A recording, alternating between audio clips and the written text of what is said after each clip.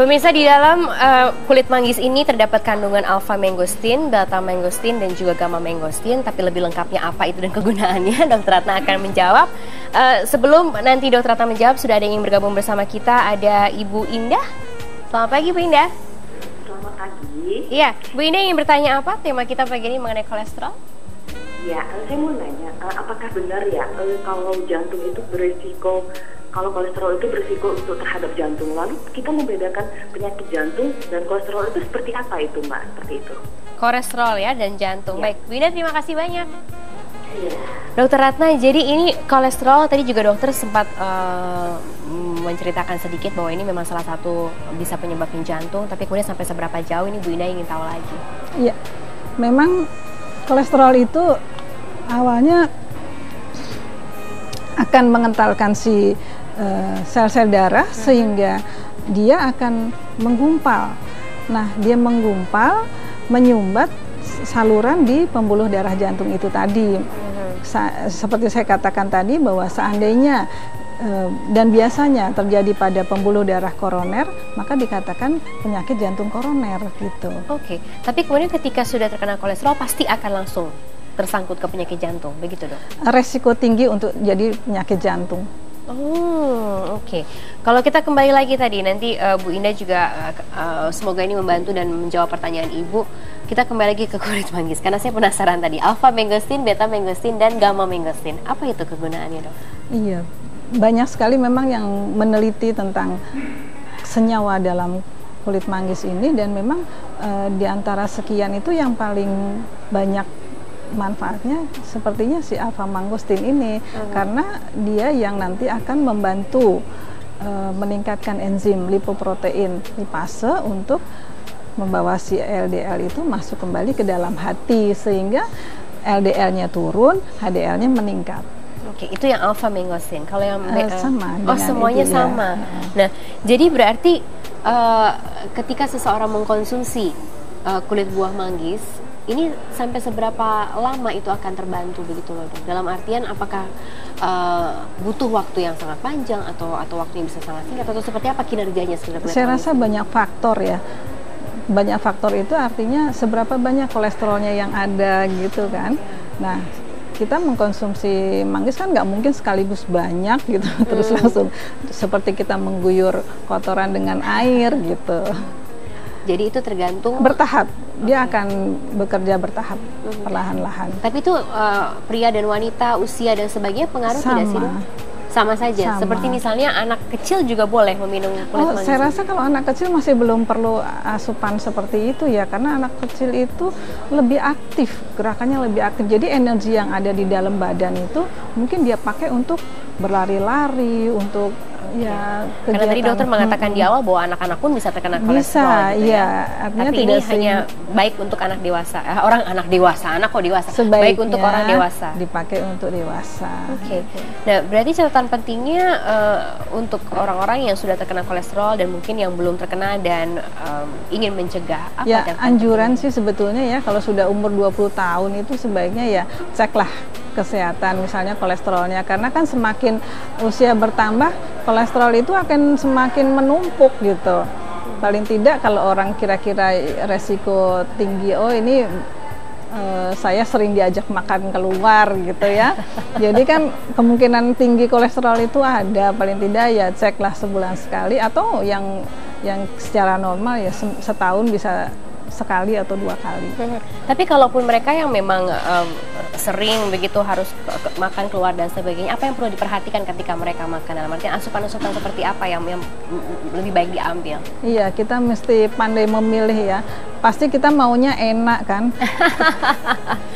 Ya, di samping enak tentu kita mengimbangi dengan makanan yang berserat itu tadi.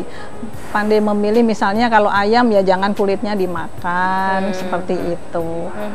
Dan kalau berbicara untuk anak-anak, apa yang bisa, catatan pentingnya apa yang bisa diambil? Perbanyak sayur aja dan buah, itu aja. Oke. Nah dok, kalau kita berbicara mengenai manggis ini, sebetulnya bisa tidak sih berbarengan dengan obat? Biasa begitu? Obat, maksudnya yang obat dari dokter. Kalau kalau kita mengkonsumsi obat dokter sebaiknya ya dikonsultasikan dulu dengan dokternya apakah obat ini mengandung misalnya nih untuk pengencer darah gitu ya. Nah, itu harus dibicarakan lah tentang dosisnya kalau untuk menambahkan suplemen gitu. Atau kalau misalnya mau ya di jarak sekitar 2-3 jam setelah obat dokter gitu. Karena tidak hanya untuk kolesterol saja, si kulit manggis ini kan manfaat lainnya banyak untuk radikal bebas gitu, untuk antioksidan. Oh, jadi sebetulnya diminum tanpa ada penyakit pun menjadi baik adanya begitu ya, Dok? Iya, betul. Oke. Nah, kalau kita berbicara mengenai kadar-kadar konsumsinya begitu ya, kan nggak boleh terlalu banyak, nggak boleh terlalu sedikit juga tadi ada catatan dari dokter. Nah, tahu banyak dan sedikit itu seperti apa, Dok, untuk kulit manggis ini? Kalau buah segar biasanya dua buah itu dibelah, dikerok. 2 buah seperti ini? Iya, ini kan satu buah. Itu 2 cukup. Dalam 1 hari? Iya. Itu ketika Sekali kita sudah punya penyakit atau ketika kita apapun? Oke. Nanti kita kerok ya abis ini ya teman-teman ya. Nah, kalau sudah dimasukkan ke kapsul, apakah sama begitu, Dok? Oh iya, kalau di dalam kapsul itu dosisnya sudah tertentu gitu. Mungkin kalau kapsul ya bisa 1-2 kapsul sekali minum, tergantung kebutuhan. Oke, itu tergantung berat badan atau tergantung apa, Dok, kalau 1 dan 2 kapsul itu? Enggak sih, biasanya tergantung apa ya, keluhannya ya. Oh, penyakitnya apa? Iya. Dan saya jadi tertarik juga ketika ngomongin berat badan, karena banyak juga yang berasumsi ketika berat badannya besar begitu ya, harusnya ngomongnya gimana ya? Kalau gendut begitu, kalau gemuk sudah pasti identik dengan penyakit kolesterol. Apakah selalu seperti itu, Dok? Tidak, yang kurus pun kadang-kadang kolesterolnya bisa lebih tinggi daripada yang gemuk. Gitu. Jadi tidak identik, tergantung dari bagaimana aktivitasnya dan sebagainya. Berarti apa yang dianjurkan oleh dokter ketika kita berbicara mengenai aktivitas ataupun juga gaya hidup kepada pemirsa? Bijaksanalah dalam memilih makanan, artinya mengkonsumsi lemak boleh, tetapi ukurannya lebih sedikit. Perbanyaklah buah dan sayur, dan jangan lupa olahraga. Jangan lupa olahraga. Jangan lupa olahraga teratur. Nah, itu yang paling penting sebetulnya ya, Dok ya. Hindari stres. Kelola lah ya, dikelola stres, cukup istirahat itu penting juga. Tapi ketika tadi yang seperti penelpon yang pertama Ibu Via mengatakan bahwa kalau saya sudah punya keturunan dari atas dan dokter tadi mengatakan bisa iya dan bisa tidak kena penyakit kolesterol, ini sebetulnya sudah perlu alert kan, Dok. Nah, bagi mereka yang sudah punya riwayat seperti itu, apa yang catatan penting apa yang harus mereka perhatikan? Ya, harus pandai-pandai memilah itu tadi, harus berani keluar dari lingkaran ya saya tadi ambil contoh rendang ya, tapi minta maaf saya juga doyan rendang soalnya. Jadi harus sadar begitu ya? Iya, paling tidak mengimbangi lah sebanyak apa, terus makanan yang lainnya apa gitu. Jadi kalau kita kemudian berbicara mengenai kolesterol adalah sudah pasti mengenai gaya hidup begitu ya tadi poinnya ya, Dok? Iya. Sudah pasti gaya hidup yang harus diubah.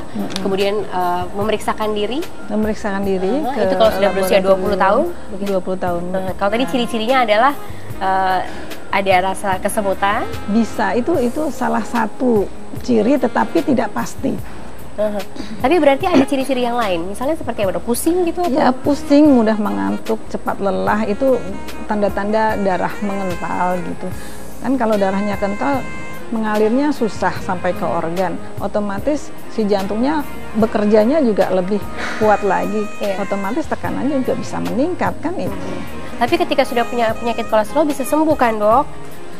Mudah-mudahan dengan asupan yang baik dan latihan teratur. Latihan olahraga maksudnya? Latihan olahraga.